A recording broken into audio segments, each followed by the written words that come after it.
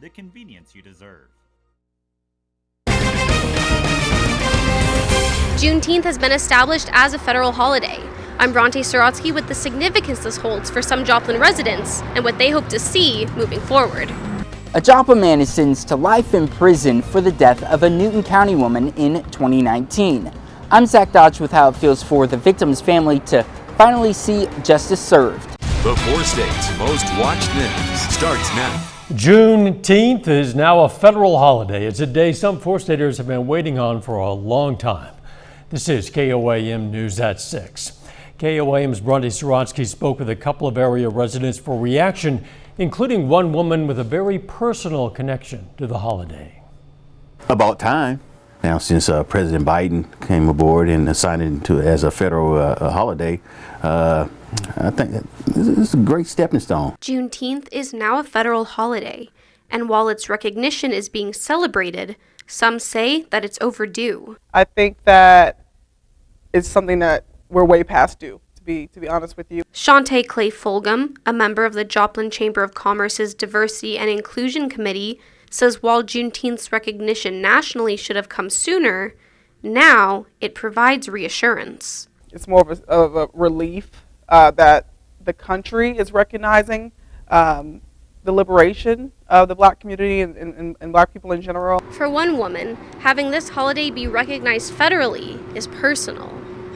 My great-grandfather was an enslaved person in Texas.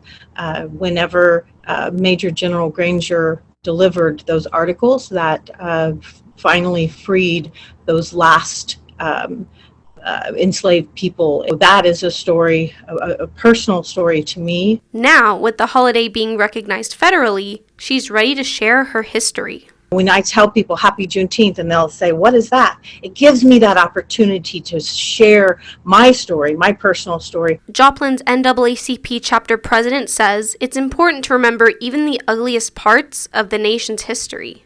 Why you trying to erase history? If it was bad history, you need to know about it so we don't repeat that. Now, he says taking part in commemorating America's history is a step to make amends with its past. America has to stop whitewashing that ugly stain that they put on. That's why I'm going back to reparation. They have to make amends to what happened. And until they start doing that, then I won't be satisfied. In Joplin, Bronte Sorotsky, KOAM News. The law establishing Juneteenth as a federal holiday takes effect immediately and will be celebrated today as it's the closest weekday to June 19th. Checking in with Doug Hetty now for a first look at the weather.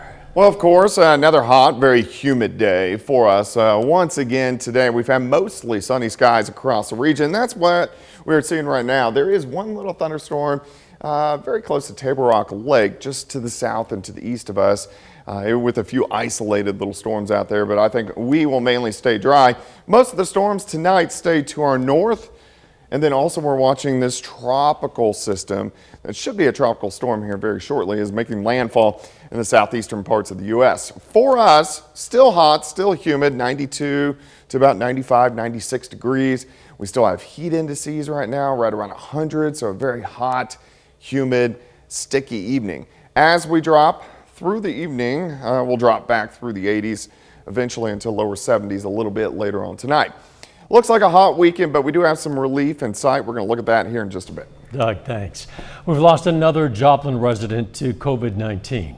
The Joplin Health Department says the latest death was an 83-year-old woman, brings the city's COVID death toll to 132. Health officials in the Springfield area say the faster spreading Delta variant is the primary cause of an increase in COVID-19 cases and hospitalizations in the region.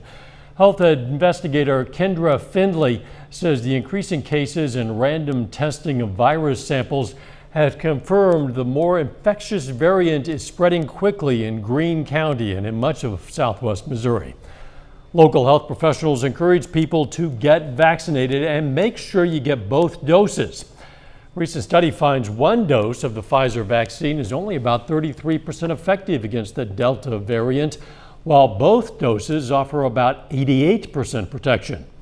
Data on the Moderna and J&J vaccines are still being studied. More than 13 million people skipped their second vaccine dose in the U.S. That's about 10% of people who have had a shot. The mother of a 2019 shooting victim says it feels good to finally see justice served. A judge yesterday sentenced Ricky Lamb to life in prison with the possibility of parole for killing Sarah Tominski in 2019. Her mother spoke to KOAM's Zach Dodge a day after the sentencing. Waves of emotions It's been really rough on the whole family. and mixed feelings. I think he deserved a bit more. June 17th, 2019, Mary Jo Curtis's daughter, Sarah, was killed in Newton County, shot by her boyfriend's dad, Ricky Lamb. Curtis says everything that's happened since then seemed to take forever. Sarah was gone in a second, and Mr. Lamb was able to drag things on for 2 years. Newton County prosecuting attorney William Lynch came into office in February 2020. He says he hit the ground running, making this case a priority. It was a priority for me to familiarize myself with the case and to make sure that I knew all the parties involved, and made contact with the victims pretty early on. He was pushing for first-degree murder with a life sentence. It wouldn't be until a year later that Lamb would plead guilty to second-degree murder. We amended it down to murder in the second degree, given some factual issues that were in the case, and to get it pled with the certain outcome that he's convicted of murder. Lamb was then sentenced to life in prison with the possibility of parole on June 17th, 2021, exactly 2 years to the day after Sarah was killed. When they told me that that was going to be the sentencing date, that was like surreal, because marks 2 years since he killed her, and 2 years since I last spoke to her. Curtis says it doesn't feel like closure, but at least they can finally start moving forward. I wouldn't call it easier, but it's one less thing I have to worry about or think about. Worrying, when is he going to get in trouble for this? When is he finally going to go to prison? It doesn't bring her back. It never will, but at least he got punished for it. In Newton County, Zach Dodge, KOAM News. Curtis says that yesterday she was awarded full custody of Tominski's daughters. Now they'll go back to Michigan so her granddaughters can start fresh. Still ahead, 4 staters take action on this United Way Day of Action, and the Better Business Bureau in Southwest Missouri provides some tips on avoiding sweepstakes and lottery scams. Measures of sealants. More than 250 volunteers in Pittsburgh and Joplin take part in the United Way's annual Day of Action. This year, those volunteers put in work at the Pittsburgh YMCA and the Children's Center in Joplin. At the Y, they did some paintings, and they got their hand dirty at the Children's Center pulling weeds in the surrounding flower beds. The last year and a half has shown us anything. I think it's shown us the importance of helping the community and shown us truly what can happen when our community and people in our community come together to help the community. And really, that's what the Day of Action is about. Volunteers today tackled more than 25 projects for 18 area nonprofits. The Better Business Bureau says scammers ramped up sweepstakes and lottery scams during the pandemic. New study shows those scams resulted in higher financial losses during the pandemic compared to the previous 3 years. These scams particularly affected older people, with 91% of elderly targets reporting that they lost money. So one red flag is you never have to pay on taxes on any real sweepstake. You always have to actually enter into a sweepstake or a Mega Million in order to win it.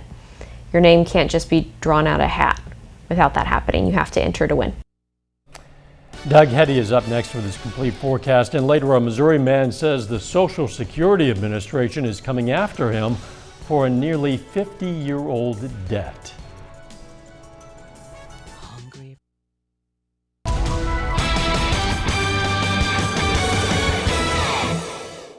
Well, of course, another hot and very humid day across the entire four-state area for us today. Temperatures are back into the mid-90s for highs, and it's been pretty hot over the past couple weeks. We started the month cool, and then we warmed up, and you can see last week mainly 90s, this week all 90s. The humidity has been high, and we're going to continue to see this over the next couple days. 92 in Carthage, 91 in Anderson, Miami at 91. We have 95 in Parsons. Fort Scott is sitting at 93 degrees, plus the humidity is high. Look at our dew points across the region. Everybody mainly into lower 70s, a little bit lower as you get into our far western counties, but this puts us kind of in that muggy to soupy range, and that's where we're going to sit as we go through the next couple days, and that's why we have heat indices even after 6 o'clock, about 100, 101, 102, 103 across the region. So very steady.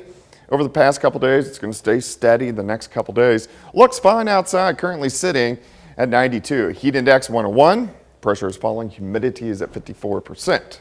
Through the evening hours, we slide back through the 90s, the 80s, into lower 70s. So a very warm night on tap for us, but pretty much clear skies. We are watching one little thunderstorm that has popped up near Table Rock Lake, but besides that, everything is pretty quiet. Most of the showers and thunderstorms will stay north and then back out into the central parts of the Rockies. We also have a tropical system that is spinning right off the coast of Louisiana, very close to New Orleans, which is close to a tropical storm. This is producing some very heavy amounts of rain. You can see the upper level swirl down across the Gulf of Mexico. We've been dealing with this big area of high pressure past several days. Finally, it's starting to break down. Jet stream is picking up. It's kind of shoving that high back toward the west. As it does so, it's going to allow a cold front to work in here, give us chances for showers and thunderstorms, plus some cooler temperatures, which is going to be nice. But we've got to wait a couple days. Tonight's going to be okay. Some storms off to our north, but these will stay mainly north of the region. Again, tomorrow, some thunderstorms just to our north. I think most of us will be hot, humid, and dry. We start at 72, 90 by noon, high temp right around 95. Southwesterly winds, a little breezy at about 10 to 15. All right, tomorrow night, again, thunderstorms, mainly to our north, and that's where they should stick even during the daytime hours on Sunday, which is Father's Day, hot and humid again. But by Sunday evening, we get a cold front that starts to work in. Here's 9:30, scattered showers and thunderstorms. Some of those could be strong, maybe even low-grade severe, so we'll keep our eyes on that. But the good news with that, it will start to cool us down a bit, but still have to deal with the humidity over the weekend. Heat indices near 100 tomorrow. Heat indices again 100 to about 105 by the time we head into Sunday. Then it gets better as that front drops through. Monday afternoon looks pretty good. Tuesday looks great, and then we'll start to slowly warm things back up again by the second half of next week. All right, 95 tomorrow, 95 on Sunday, a high of only 80 on Monday, which is pretty good. 82 by Tuesday. And then we rebound back into the 90s once again late next week, but a very well-deserved little break for us early next week. Yeah, really looking forward to it for sure. Thanks, Doug. Hey, it is going to be a hot evening, but that's not stopping the monster truck fans in the 4 states. The O'Reilly Auto Parts Outlaw National is on for tonight in Miami, Oklahoma at the Ottawa County Fairgrounds. This is a live image from that. The action starts at 7:30 tonight. KOAM's Mike Mahoney is there, and he's going to have more for us tonight at 10. Still ahead, a St. Louis area man says the Social Security Administration is coming after him for a 48-year-old debt.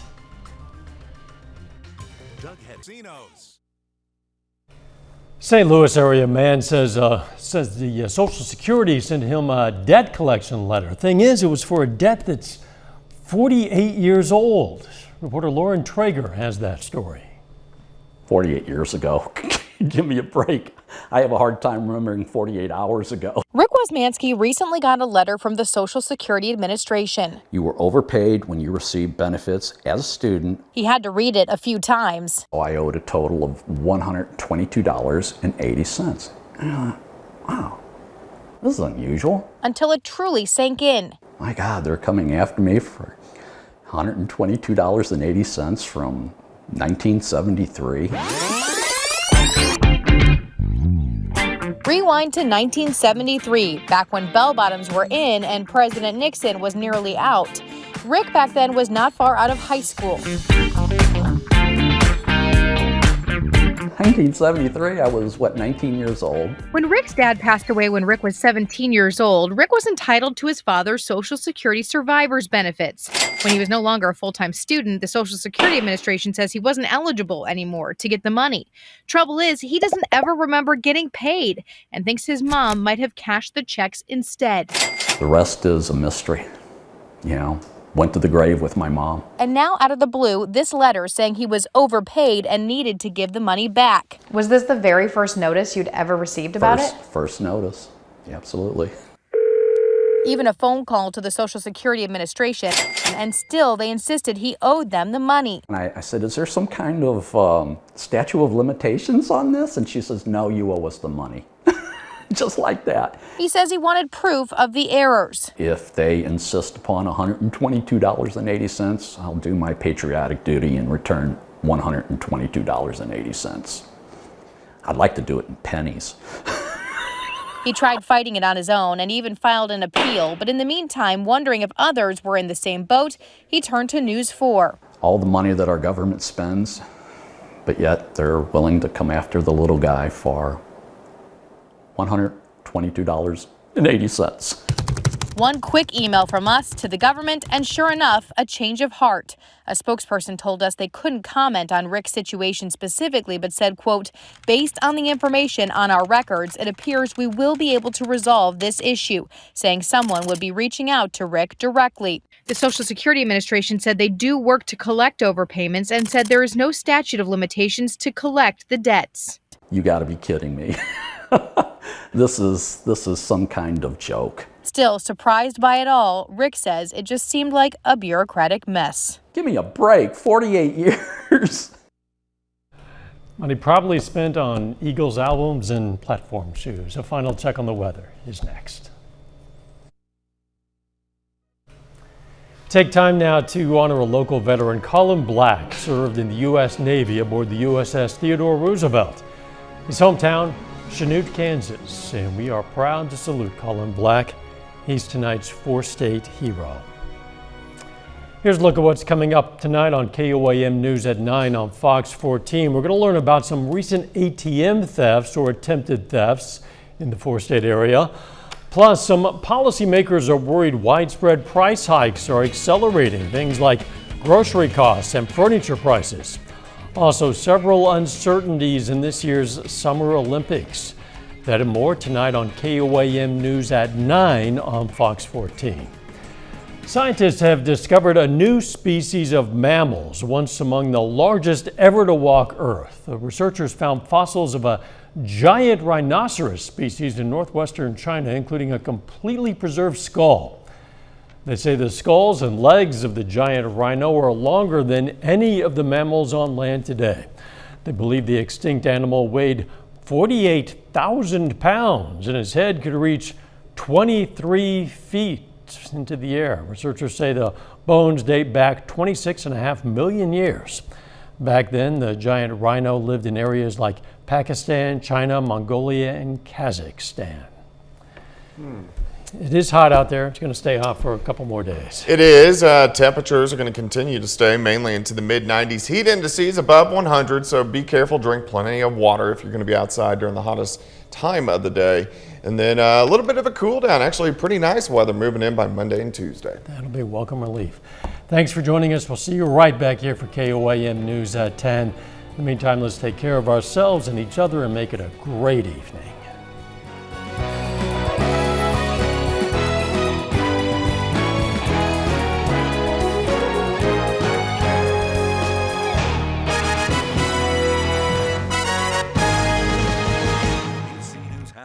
Tell us about it.